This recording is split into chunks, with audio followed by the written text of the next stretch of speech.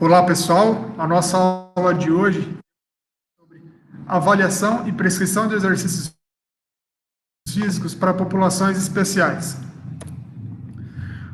Grupos especiais são aqueles indivíduos que têm problema de saúde, que eles podem ter o caráter irreversível ou não. O que seria isso? A irreversibilidade é quando você chegou no estágio da doença, praticamente no estágio final da doença, que ela praticamente você não consegue mais amenizá-la, você não consegue mais voltarem aos níveis anteriores. Tá? A reversibilidade seria já numa forma diferente, pensando de uma forma diferente, onde que você pode transformar de uma maneira reversível. Né? Um exemplo de reversibilidade, vamos falar assim, vamos pegar um grupo especial, um obeso. Né? É reversível a obesidade, ele pegar e voltar aos níveis tipo, saudáveis de vida, né? Ele emagrecer. Poderemos falar sobre diabetes, poderemos falar sobre hipertensão, poderemos falar sobre ateroscleróticos. Aterosclerose seria aquela doença que você tem aquela placa de gordura, né, numa artéria, numa veia, que pode vir a ocasionar aí, problemas piores, talvez com algum acidente, algumas doenças cardiovasculares, algum acidente vascular encefálico, enfim. Poderíamos falar sobre idosos, só que hoje falaremos especificamente sobre a doença renal crônica. Independente da doença que a gente for estudar, ela sempre tem uma classificação. A classificação das pessoas seriam aquelas pessoas que elas são aparentemente saudáveis, aquelas pessoas que elas têm o risco aumentado e aquelas pessoas que elas já têm a doença diagnosticada. A condição humana da pessoa, ela também, dependendo da doença, ela modifica muito o físico da pessoa, o social da pessoa e, da mesma forma, muda os níveis psicológicos da pessoa. Só que a gente poderia dar N definições de saúde aí para vocês. Tá? Então, vou dar de uma forma bem simples. Saúde é não estar doente. Tá? Outra forma de saúde seria você aproveitar, desfrutar a vida e também enfrentar desafios. Consequentemente, tendo uma melhor qualidade de vida. Populações especiais, vejam aí. Aí tem um monte de aluno meu de personal, tá? Poderia colocar muito mais fotos aí. Vamos pegar situações diferentes. Tá? Vejam essa primeira figura aqui, ó. Como o rapaz era e como ele ficou. Claro, isso aqui não foi do dia para a noite. Tá? Foi com muito serviço, com muito persistência, com muita insistência, que ele ficou dessa. Para mim, esse tipo de pessoa, de sujeito, eu considero ele como se fosse um cliente. Tá? Esse daqui, também eu considero como se fosse um cliente. Por quê? Eles vêm, procuram os nossos serviços, tá? Procuram os nossos serviços, depois de atingir o objetivo, eles param, ou eles vão para outra modalidade, ou continuam treinando de uma forma independente, de maneira independentemente. Tá? Isso eu estou generalizando, tá? Toda regra tem sua exceção.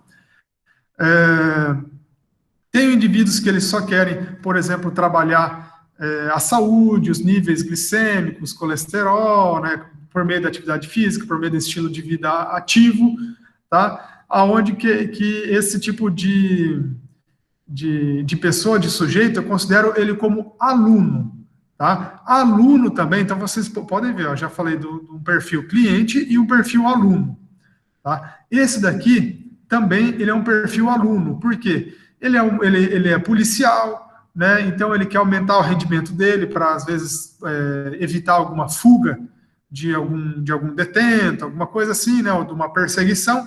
Ele é um aluno, tá? Então são alunos que a gente consegue segurar bastante tempo também. E também temos o paciente. Vejam lá, tem alunos aí de 90 anos, de 80 anos, tá? Então, esses são aqueles alunos, esses são aqueles pacientes fiéis, que eles vão ficar praticamente com você por muito tempo, né? Por muito tempo. Tem alunos aí, eu tenho pacientes aí que estão comigo por mais de 7 anos fazendo treinamento personalizado, né?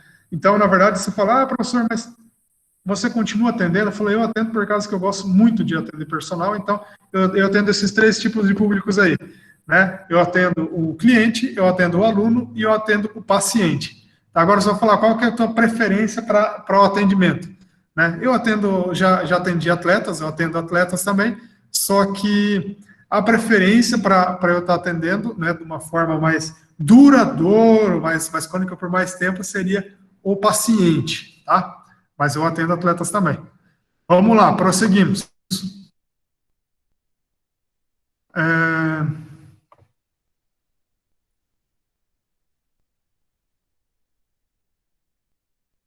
O exercício físico na promoção da saúde. O sedentarismo, ele é o quarto fator de risco mais importante para a mortalidade, tá? Então, vamos lá, temos aí o câncer, 21%, câncer, principalmente o câncer de colo, o câncer de mama, 27% diabetes, 30% doenças cardíacas, hernia de disco, dores nas costas, tá? Então, seria mais ou menos dessa ordem, tá? Então, 30% das doenças cardíacas, 27% dos diabetes, depois o câncer e depois o sedentarismo, que seria praticamente o quarto fator de risco mais importante para a mortalidade. O estilo de vida ativo, ele acontece com menor incidência de doenças crônicas não transmissíveis. Tá? O exercício físico ele nos traz aumento de massa muscular, aumento da densidade muscular óssea, controle da glicemia, pressão arterial, e além disso, o exercício físico ele aumenta em até 25%, falando esse número, 1.300.000 de mortes precoces, elas podem ser evitadas, tá, com exercício físico. Vejam lá, antigamente eles falavam muito dessas figuras aí. Olha aqui a primeira figura, né? O macaco, depois foi se transformando, Homo sapiens, e olha como é que o homem ficou. Tá? Mas hoje em dia, eu estou falando a situação nossa, a situação de vocês, a situação dos professores de educação física, a situação dos meus alunos de treinamento personalizado e musculação.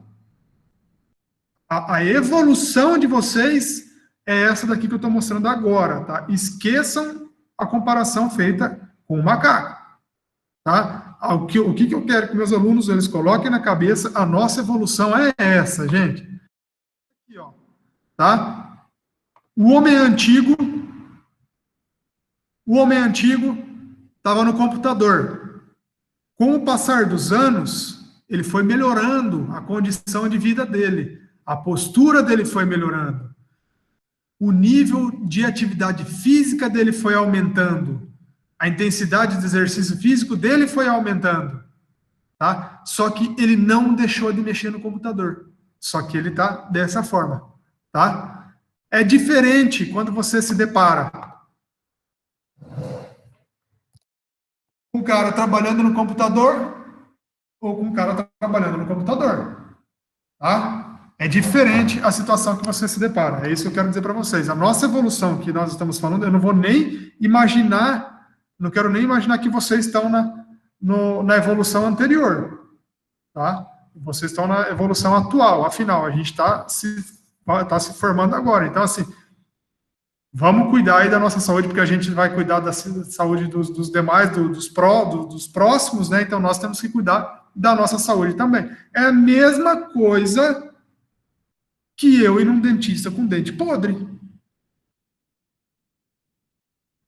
É a mesma coisa que eu ir num nutricionista obeso, tá? Então, temos que cuidar da nossa saúde. Tá? Seria mais ou menos esse link que eu gostaria que vocês levassem sobre esse processo de evolução. Tá? Joia?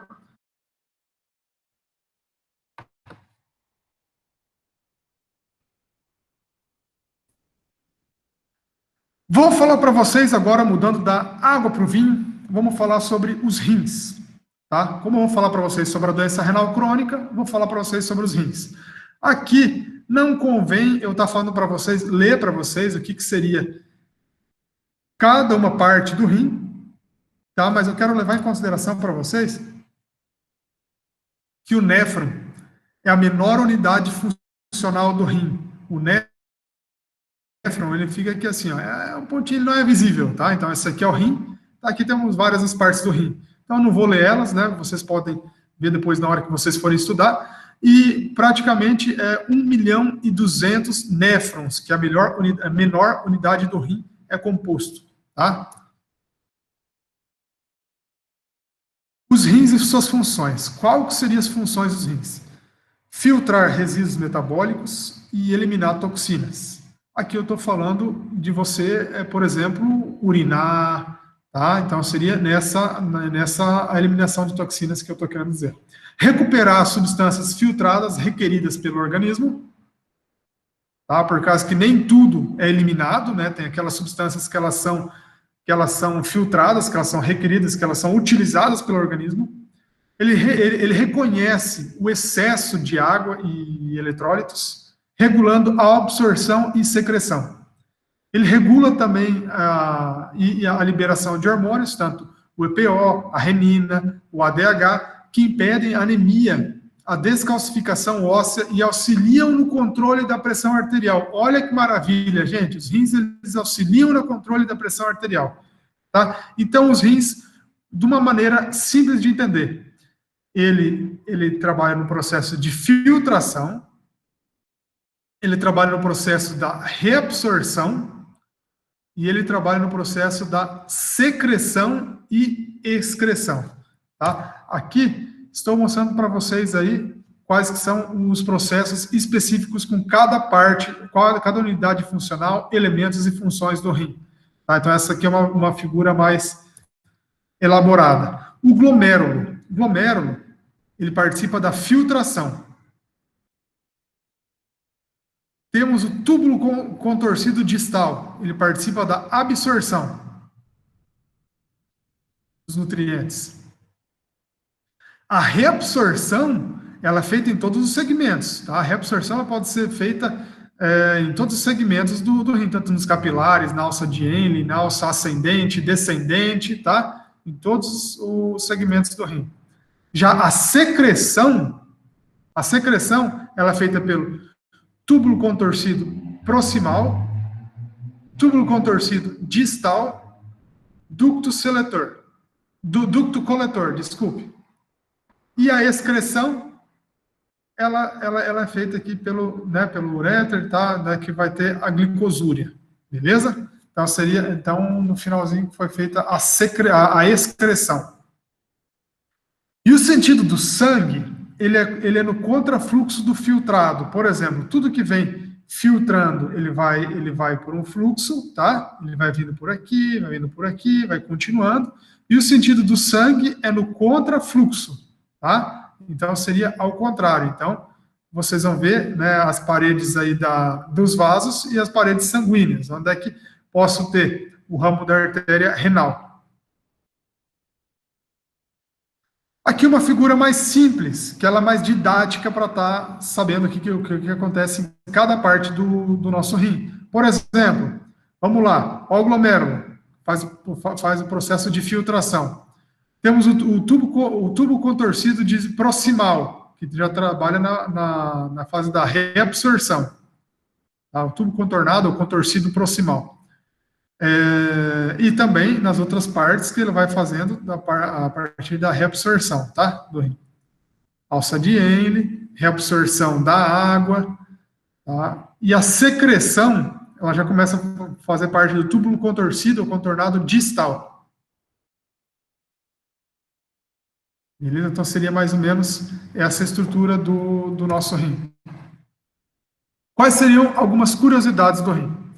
Vamos falar de uma forma mais geral para estar entendendo, não ficar de uma forma tão específica. Manutenção dos demais órgãos. Praticamente, ele filtra 180 litros de sangue por dia. A ureia, 50% é excretada, 50% ela é filtrada. Aí vocês imaginam, com tudo isso que ele faz, com toda essa função que ele faz, se ele para de funcionar ou se ele começa a ter falhas. Tá? Já vamos ver que o rim na doença renal crônica é subdividido em 5 fases. Tá? Então, a partir da fase 1, ele já começa a ter um pouquinho de falha. Então, ele elimina de diversas maneiras pela pela urina, pelo suor, tá? De outras formas, ele elimina de 2 a 5 litros de líquido por dia do nosso corpo. A coloração da urina, vocês podem ver, olha que interessante, a coloração da urina, ela pode ser amarelada ou branca. Vejam aqui, ó, na coloração da urina de vocês podem fazer um teste simples em casa, vocês já podem ver, quanto mais amarela a urina tiver, é que o nível de hidratação de vocês ele está ruim, tá? Conforme ele for clareando, é que o nível de hidratação de vocês vai melhorando. Tá? Só que assim, cuidado. Quando a urina ela está muito branca, praticamente não tem nem um pouquinho de coloração amarela, é porque o nível de hidratação está muito alto. Tá? Então tem que cuidar com isso aí também. Tá? Então, na verdade, o nível ideal seria mais ou menos esse daqui. Ó. Olha esse potinho, esse segundo potinho aí da direita para a esquerda. Tá? Então vocês têm que ficar ficarem muito atentos com a coloração da urina. Vamos dar um exemplo simples aí do dia a dia de vocês. Pensem que vocês serão para uma festa hoje. Dele cerveja, dele churrasco, a gente está falando aqui de álcool, a gente está falando de gordura, a gente está falando de sal. E praticamente você não tomou nenhuma água para estar hidratando você durante o dia. E ficou o dia inteiro lá, correndo, brincando, falando mentira, conversando com o pessoal, e aí vai. Só alegria. No outro dia, vai ver como é que está a coloração da sua urina. Né? Então, aí você já está começando a ficar desidratado também. Tá? Então, tem que cuidar com isso aí. Tá joia? E se persistir por muito tempo a coloração da urina, por exemplo, muito amarelada, vai fazer um exame de creatinina, de taxa de filtração glomerular, que a gente vai falar sobre isso aí também. Tá joia, pessoal? Entendido até aqui? Coloração da urina de todo mundo tá beleza? Para não ter problema nenhum com o rim? Isso é uma forma só de vocês estarem diagnosticando, tá? Tem N outras formas. Essa seria uma forma mais subjetiva, temos formas mais objetivas e mais confiáveis. A reabsorção da glicose, os cálculos renais são os acúmulos de compostos, tá? E também, por exemplo, urinar, ele não é um marcador fiel da doença renal. Por exemplo, quando você urinou e talvez você percebeu que ali dá um tempinho já começou a encher de formiguinha. Tá? Isso ali é alguma coisa que você também pode estar, um indício de que você pode estar com hiperglicemia. Tá? Então, veja que fácil a gente pode começar a desconfiar, né? A gente não pode diagnosticar que é isso, né? Mas você pode começar a diagnosticar, pode começar a ter dúvida de que você está com hiperglicemia. Tá? E a coloração da urina, a gente está falando aqui da doença renal. Falando da creatinina. Creatinina, vamos levar em consideração só homens e mulheres. A creatinina para homens, ela tem que estar entre 0,7 e 1,3 miligramas por decilitro. Para mulher, um pouquinho menos, 0,6 e 1,2 miligramas por decilitro. Os valores baixos seriam menor quantidade de massa, podem dizer que pode ter menor quantidade de massa muscular, nutrição ou até mesmo a gravidez. Tá? Valores abaixo da normalidade. Agora, os valores elevados, onde é que eles estão acima da normalidade, eles são indicativos de que seus rins não estejam funcionando bem. Por exemplo, desidratação, obstrução do trato urinário, intoxicação com metanol e algumas doenças musculares, como rabdomiólise, gigantismo e outras. Vocês já ouviram falar de rabdomiólise? Não. Ninguém nunca ouviu falar de rabdomiólise? A rabdomiólise é uma doença muscular onde é que pode vir a ser acarretado com um treinamento muito intenso, tá? E ela também vem a ocorrer porque não está tendo nível de hidratação muito bom, não está tendo nível nutricional também muito bom, e isso pode vir a acontecer uma rabdomiólise. Rabdomiólise é como se você estivesse estourando o teu músculo, tá? Não é tão comum, mas acontece, tá? Principalmente em atletas ou quem que não se cuida muito bem. Mas em atletas é em menor prevalência, tá? É mais prevalente, incidente em pessoas que não têm o devido conhecimento e querem ficar forte do dia para a noite, treino muito intenso, né? E não tem o devido cuidado com a saúde. Isso aí pode vir acarretar também a rabdomiólise, tá? É como se fosse, vamos falar de um jeito, de uma maneira bem simples, é como se você estivesse rasgando o teu músculo, a dor intensa, tá? Durante o dia todo aí, e para você conseguir reverter a situação, não é fácil, tá? Então tem que ter cuidado com isso aí.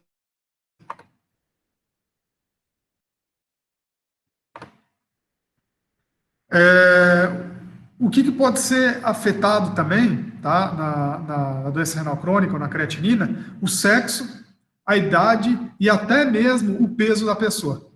Então, a doença renal crônica, ela seria uma lesão renal aliado com a perda da função, com a função dos rins. Em sua fase mais avançada, os rins eles não conseguem mais manter a normalidade do meio interno do paciente. A doença renal crônica, ela pode ser causada, tá? Ela pode ter doenças pré-existentes. Ela pode ter doenças pré-existentes. Aqui, eu trouxe alguns casos aqui no Brasil, tá? A Ciência do Brasileiro de Nefrologia, isso aqui foi de 2016, a cada 3 em 3 anos sai, né? O SBN, tem que atualizar isso aqui. Mas, enfim, vocês podem ver que não tem tanta variação. Do ano de 2013, 14, 15, 16. Vamos pegar aqui do último ano, tá? A hipertensão arterial é a principal causa do que a principal doença pré-existente pode vir a ocasionar a doença renal crônica, seguido por diabetes, depois vem outras doenças indefinidas, né, ou indefinidas, talvez estilo de vida, tem também as glomerulonefrites e rins policísticos. Tá? Só que a doença renal crônica ela é um problema de saúde pública, que atinge de 10% a 12% em países desenvolvidos. Para você diagnosticá-la, você teria que ter uma consulta médica, dosagens bioquímicas e até urinárias nas últimas 24 horas. A partir dali, a gente faz uma avaliação da anemia e a gente também vê a presença, podemos vivenciar a presença de doença óssea. A porcentagem de funcionamento dos rins é calculado pela taxa de filtração glomerular. A porcentagem de filtração dos rins, de funcionamento dos rins, é calculado pela taxa de filtração glomerular. Tá? O risco para a doença renal crônica ele pode ser elevado ou ele pode ser médio. Tá? Então, vamos lá. O risco elevado para a doença renal crônica, a hipertensão arterial, diabetes mellitus, histórico da doença renal crônica, histórico familiar, ou seja, é genético. Então, assim, se você tem um pai, se tem um tio, se tem um primo que tem a doença renal crônica, tenha um cuidado redobrado. Risco para a doença renal crônica de nível médio. Enfermidades sistêmicas, infecções urinárias com repetições, por exemplo, tive uma infecção urinária e ela aconteceu de novo, cuidado com isso aí, tá, gente? Litíase urinária repetida, uropatias, crianças menores de 5 anos e também adultos maiores de 60 anos, acima de 60 anos. E mulheres grávidas também têm o risco de ter a doença renal crônica. A doença renal crônica, eu vou falar para vocês um pouquinho sobre a avaliação metabólica e da função renal. A taxa de filtração glomerular é o volume de água filtrada fora do plasma das paredes dos capilares glomerulares nas cápsulas de Bowman. Lembra das cápsulas de Bowman que vimos antes na estrutura do rim? Por unidade de tempo, ml por minuto. Professor, mas como que a taxa de filtração glomerular ela é calculada? Vou falar para vocês. Tem várias equações aí que podemos utilizar. A principal é de Cockcroft-Gault. Cockcroft-Gault. Tá? E também pela albuminúria, além da taxa de filtração glomerular. Tá? O nível adicional de albumina na urina pode ser calculado pela relação albumina-creatinina ou relação proteína-creatinina. Calma aí, gente, vou falar um pouquinho para vocês sobre a equação mais simples que é utilizada para a taxa de filtração glomerular. Ela é assim, ó, ela é calculada de acordo com Cockcroft-Gault. 130 menos a idade, vezes a massa muscular, a massa esquelética da pessoa. dividido por 72 vezes a creatinina. Creatinina sérica. Agora pense, um indivíduo com 70 anos, ele pesa 52 quilos, e a creatinina sérica dele é 3,4. Então, 140 menos 70, né? Ficou 70 vezes a massa dele. Dividido por 72 vezes 3,4, vai dar 244. Então, a taxa de filtração glomerular dele vai dar 14,9. Vamos pensar numa outra situação lá, onde que a creatinina sérica dele, a CP, está 0,8. Mesmo peso, mesma altura, mesmo peso, mesma idade. Tá? E ele ficou com a taxa de filtração glomerular 63,2. Me falem, gente, a gente não estudou ainda, tá? Já vou falar para vocês nos próximos slides.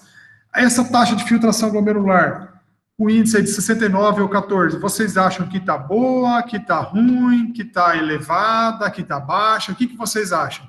Hora de chutar. Quem tem o conhecimento pode falar também.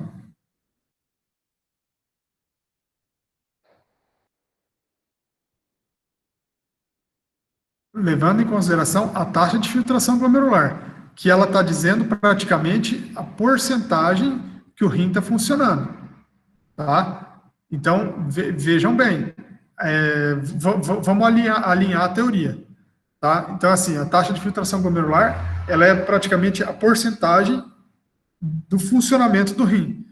Se a taxa de filtração glomerular foi aí, igual a gente falou, um foi de 14,9 e o outro foi de 63,2, ela está alta, média ou baixa?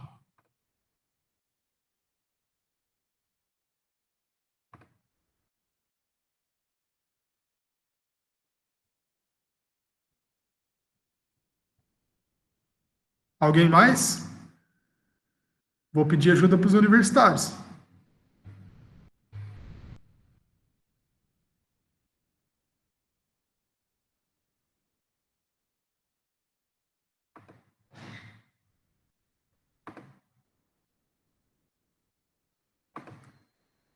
Então, aqui, gente, a taxa de filtração glomerular, ela está baixíssima.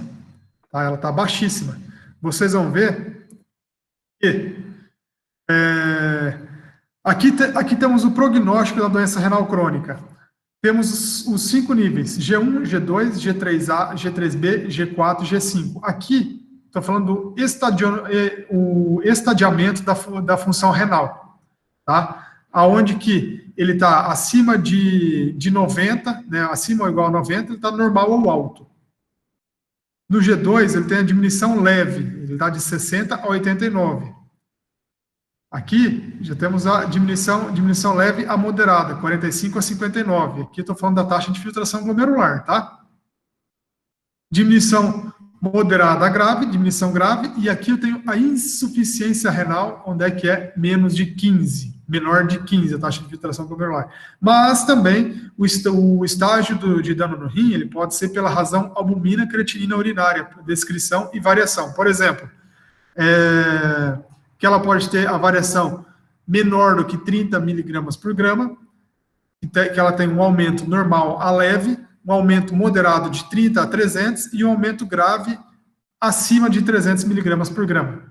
E aqui temos o índice verde, onde eu tenho o risco baixo de ter uma doença renal crônica. O amarelo, estou falando do risco médio, vocês podem ver que também influencia, não é só a taxa de filtração glomerular, mas também a relação da albuminúria, tá?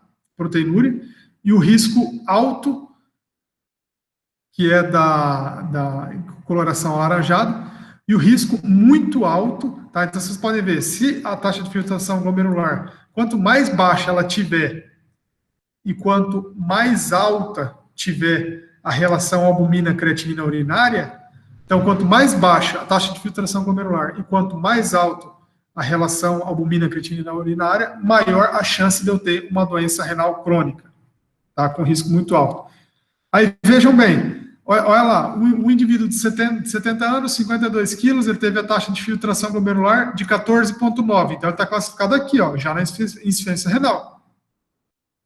E se a albuminúria dele é menor do que 30, tá aqui, ó. Então ele está aqui, ó, no risco muito alto. Temos uma outra situação do indivíduo de 70 anos, 52 quilos, a creatinina dele está 0,8, taxa de filtração glomerular 63,2. Opa, ele já está praticamente num risco baixo, tá? De acordo com a taxa de filtração glomerular, tá? Por causa que aqui é de 60 a 89. Agora, se eu for levar em consideração a albuminúria dele, que está 300, então ele já está no risco moderado. Tá? Então, vamos lá. Se eu for levar em consideração esse primeiro indivíduo aqui, albuminúria menor do que 30, né, e a taxa de filtração glomerular 14,9, ele está no estágio G5 da taxa de filtração glomerular e A1 da albuminúria. E se eu for considerar o outro indivíduo, que ele está com a taxa de filtração glomerular 63,2 ml por minuto, ele está no nível G2. Então, eu calculei aqui o G2, ele está com uma diminuição leve. Só que, na albuminúria, ele está em 300. Então, ele está no estágio A2. Então, ele está no risco médio. Tá? Está no risco médio. Beleza? Se for levar só em consideração a taxa de filtração glomerular, ele estaria no risco baixo. Mas como leva em consideração a albuminúria também, ele veio para risco médio. Quais são as vantagens da alta taxa de filtração glomerular? Então vamos pensar dessa forma. De 120 até 130 seriam os níveis ideais.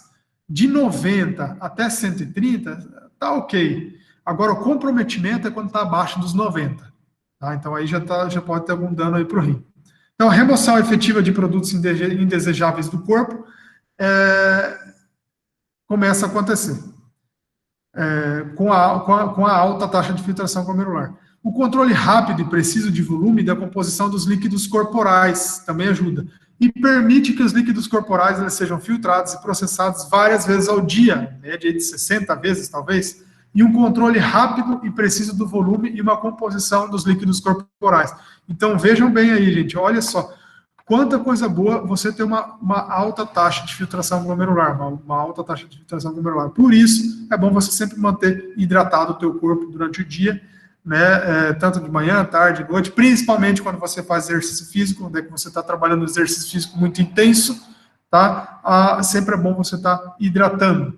Tem casos que vou falar para vocês agora, a partir dos próximos slides, aí, no próximo capítulo, vou falar para vocês aí sobre aliado mais com o exercício físico, o tipo de tratamento da pessoas que têm a doença renal crônica e quando cada vez ela vai progredindo, o que ela pode vir a acontecer. Tá, joia? Então, essa foi a primeira parte da nossa aula. Fico aberto a questões.